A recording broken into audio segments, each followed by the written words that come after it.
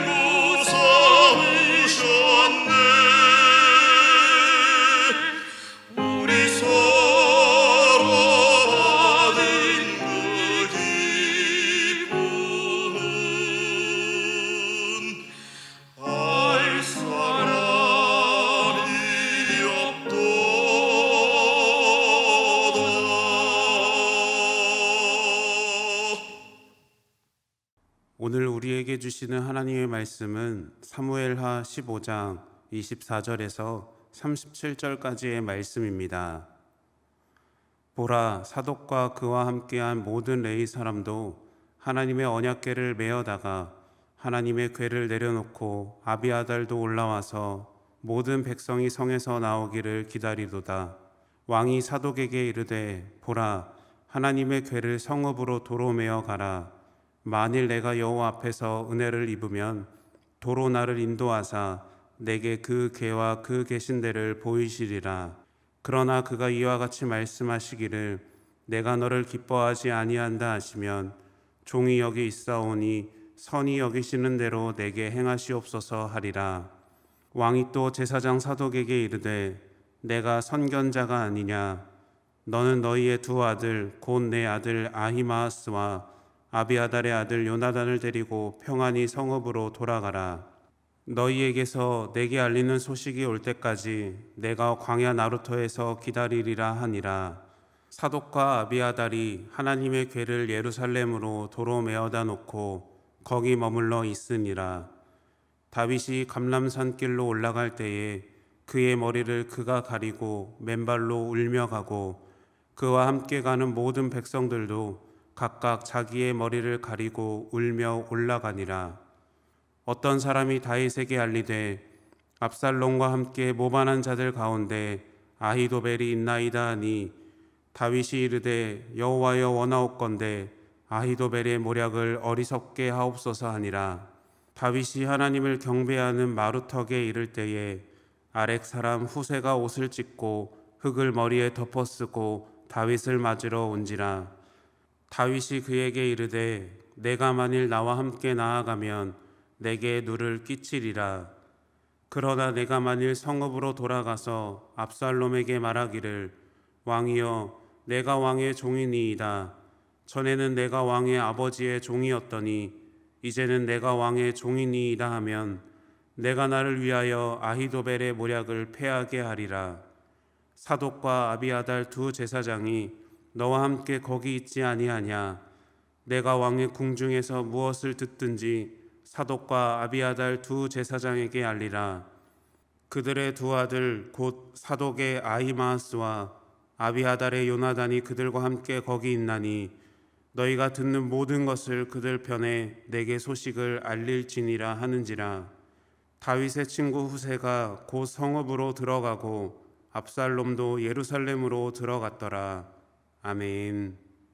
사랑의 주님, 오늘도 함께 하신 하나님의 은혜에 감사를 드립니다. 믿음으로 나아가는 이 시간 속에 우리에게 말씀하여 주시고 순종으로 결단하는 우리의 삶이 되게 하여 주시옵소서. 하나님의 지혜가 우리에게 임하기를 원합니다.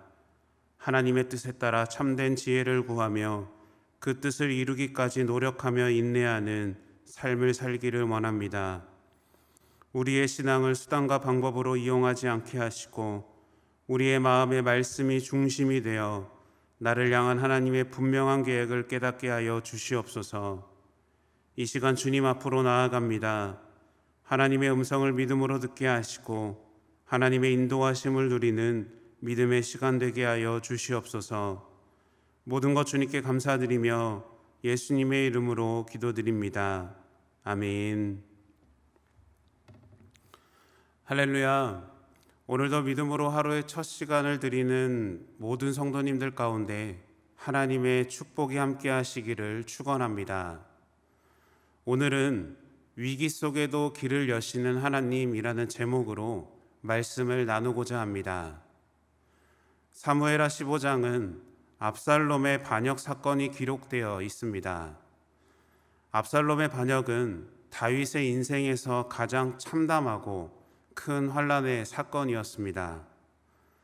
다윗의 주변은 적으로 둘러싸여 죽음의 위협에 있었고 자신을 비난하는 사람들로 고립되어 있었습니다. 다윗은 그의 인생에서 가장 최악의 어두운 길을 걷고 있는 중이었습니다. 하지만 이런 위기 속에서도 항상 길이 있기 마련입니다. 위기라는 것은 위험하고 힘든 순간을 의미하지만 또 다른 길을 발견하는 기회이기도 합니다. 지금은 힘들고 어려운 상황이지만 동시에 회복과 희망의 빛이 열리는 순간인 것입니다.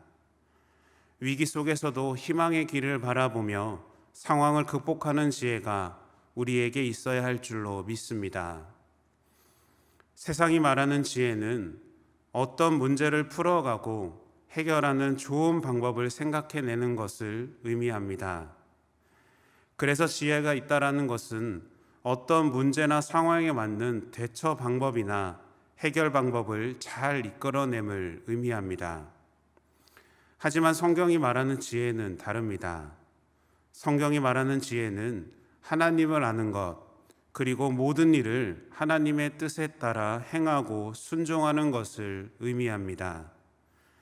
그래서 지혜가 없다라는 것은 하나님을 모른다라는 것과 같고, 하나님의 뜻에 따라 행하고 순종하는 것이 아니라 하나님의 뜻에는 관심이 없고 오직 자기 자신을 위해 살아가는 것을 뜻합니다.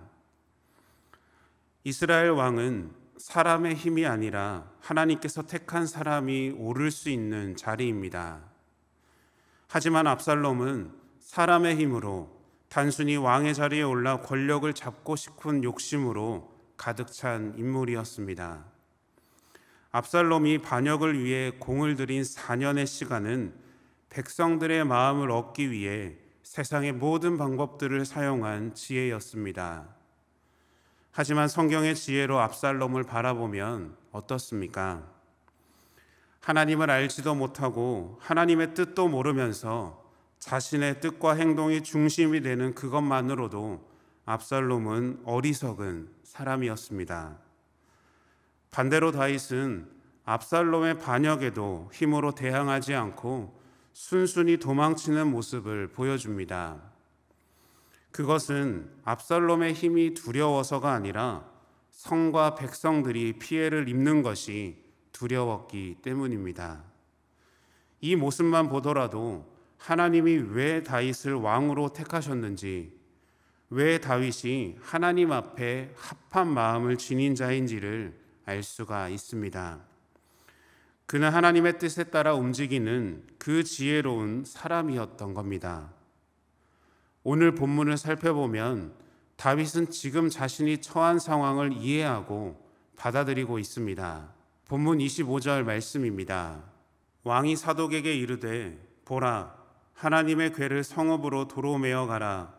만일 내가 여호와 앞에서 은혜를 입으면 도로 나를 인도하사 내게 그 궤와 그 계신 데를 보이시리라. 아멘. 다윗은 압살롬의 반역이 자신의 죄로 인해 하나님으로부터 온 징계라는 것을 알고 있었습니다. 그래서 다윗은 자신의 잘못을 인정했고 하나님과 하나님의 언약궤를 자신을 방어하기 위한 도구나 수단으로 이용하려고 하지 않았습니다. 그래서 다윗은 자신을 따라온 제사장들과 레위인들, 그리고 하나님의 언약궤를 돌려보낸 겁니다. 이 장면을 통해 우리는 다윗의 마음의 중심에 무엇이 자리를 잡고 있는지를, 또 그로 인한 그의 결단은 어떻게 나타나는지를 보게 됩니다. 본문 26절 말씀입니다. 그러나 그가 이와 같이 말씀하시기를 내가 너를 기뻐하지 아니한다 하시면 종이 여기 있사오니 선히 여기시는 대로 내게 행하시옵소서 하리라. 아멘. 다윗은 하나님께 용서를 구하지만 그럼에도 불구하고 하나님께서 그 뜻을 돌이키지 아니하신다면 하나님의 징계에 순종하겠다라고 말합니다. 다시 말해서 최악의 고통 중에서도 하나님께서 행하시는 그대로 따르겠다라는 겁니다. 우리는 다윗의 모습을 통해 우리가 살아가야 할 삶의 자세를 분명하게 보아야 합니다. 하나님은 우리에게 늘 선한 은혜만을 주시지 않습니다. 우리가 죄를 짓고 잘못을 했을 때는 분명한 징계가 있다라는 겁니다. 그렇다면 하나님의 징계 앞에 우리는 어떤 삶의 모습이 있어야 할까요? 우리는 다윗처럼 나의 죄를 인정하고 하나님의 은혜를 기대하며 징계 앞에서도 겸손할 수 있는 믿음이 있어야 합니다. 고통과 어려움의 순간에도 하나님의 은혜를 굳게 믿을 때 우리에게 부어주시는 회복과 치유의 은혜가 임할 줄로 믿습니다.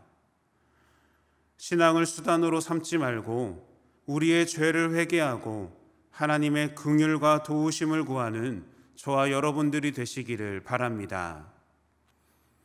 다윗은 도망하는 중에 아히도벨이 압살롬의 편에 있다는 소식을 듣습니다. 그리고 즉시 다윗은 하나님께 기도합니다. 본문 31절 말씀입니다. 어떤 사람이 다윗에게 알리되 압살롬과 함께 모반한 자들 가운데 아히도벨이 있나이다 하니 다윗이 이르되 여호와여 원하옵건대 아히도벨의 모략을 어리석게 하옵소서 하니라. 아멘. 아히도벨은 다윗에게 선택받았던 모사입니다. 그는 지략으로 이스라엘에서 견줄 만한 사람이 없을 정도로 뛰어난 인물입니다. 그런데 그가 다윗을 배반하고 압살롬 편에 서 있는 겁니다. 그렇다면 아히도벨의 모략은 무엇입니까? 그것은 하나님이 말씀하시는 왕의 기준에 대해서는 생각하지 않고 단지 왕이라는 권력을 얻기 위한 수단과 방법을 뜻합니다. 이것을 어리석게 해달라는 다윗의 기도는 그것이 참된 지혜가 아님을 드러나게 해달라는 것입니다. 그리고 다윗은 이 기도 후에 하나님의 은혜를 경험하게 됩니다. 본문 32절 말씀입니다. 다윗이 하나님을 경배하는 마루턱에 이를 때에 아렉 사람 후세가 옷을 찢고 흙을 머리에 덮어쓰고 다윗을 맞으러 온지라. 아멘. 하나님은 다윗에게 후세를 만나게 하셨습니다. 후세 역시 아히도벨 못지않은 지략가였습니다. 그리고 나이도 많아서 많은 경험과 노하우를 갖고 있기에 다윗에게는 큰 힘이 되었습니다. 이뿐만이 아닙니다. 제사장 사독과 아비아달이 자신의 아들 아히마아스와 요나단과 함께 다윗의 힘이 되어 주었고 또 충성스러운 군인 아비새도 함께 했습니다. 하나님은 후세를 통해 압살롬의 반란과 아히도벨의 모략을 물거품이 되게 하셨습니다. 후세는 위험을 무릅쓰고 다윗의 명령에 따라 압살롬의 모사로 들어갑니다. 그리고 아히도벨의 모략을 막습니다. 하나님께서 압살롬의 판단을 어둡게 하셔서 아히도벨의 좋은 모략 대신에 후세의 잘못된 계략을 택하게 하신 것입니다. 그 사이 다윗은 무사히 마하나임에까지 이를 수 있었고 전열을 가다듬은 후에 다윗은 압살롬의 군대에 맞서 전쟁에서 승리했고 예루살렘으로 다시 돌아올 수 있었습니다. 하나님은 이렇게 다윗을 이끄셨습니다. 인생의 가장 최악의 순간에서 삶의 밑바닥에서 어떻게 해야 할지를 깨닫지 못할 때 하나님은 다윗을 만나 주신 것입니다. 마음이 괴롭고 아플 때, 지쳐 쓰러져 갈 때 하나님은 다윗을 붙잡아 주셨고 함께 하신 것입니다. 그런데 우리의 삶이 다윗의 삶과 같은 상황에 놓이지 않는다라는 법이 있을까요? 우리가 마주하게 될 세상은, 우리가 마주하는 세상은 언제든지 위기로 빠질 가능성이 많습니다. 그리고 그 길을 극복하는 길은 단 하나입니다. 세상적인 방법, 인간적인 방법이 아니라 하나님을 찾는 지혜가 있기를 바랍니다. 내 삶이 너무나 힘들고 지칠 때 원망과 불평이 아니라 하나님 앞에 엎드리는 믿음의 자녀들이 되시기를 바랍니다. 그리고 세상의 어떤 것에도 만족하지 말고 집착하지 마시기 바랍니다. 우리가 사는 이 땅은 아히도벨의 모략과도 같습니다. 다른 사람의 것을 빼앗아야 하고 자신의 것을 만들어 손에 쥐어야 하고 세상의 권력과 부를 얻기 위해 온갖 수단과 방법을 동원해서 자신의 모략을 이루어갑니다. 나의 성공을 위해 하나님을 찾을 때도 있고 나의 복을 위해서 하나님을 부르고 있는 우리의 모습이 있다라는 겁니다. 그렇다면 이런 환경에서 믿음을 가진 우리는 어떤 삶의 태도를 가져야 하겠습니까? 그것은 다윗처럼 세상의 모략을 어리석게 해달라고 구하고 하나님의 지혜가 가장 뛰어나다라는 것을 증거하는 그 믿음의 삶을 살도록 노력해야 합니다. 하나님은 우리를 붙잡고 계십니다. 그리고 우리와 함께 하십니다. 이 믿음과 확신으로 우리가 마주하는 모든 어려움과 위기를 잘 극복하며 승리의 고백을 드리는 저와 여러분들이 되시기를 바랍니다. 그리고 그 하나님의 은혜에 감사하며 늘 순종하는 저와 여러분들이 되시기를 예수님의 이름으로 축원합니다. 주기도문으로 예배를 마치겠습니다. 하늘에 계신 우리 아버지여, 이름이 거룩히 여김을 받으시오며 나라가 임하시오며 뜻이 하늘에서 이룬 것 같이 땅에서도 이루어지이다.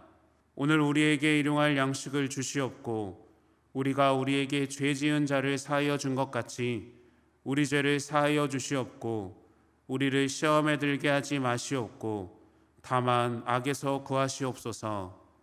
나라와 권세와 영광이 아버지께 영원히 있사옵나이다. 아멘.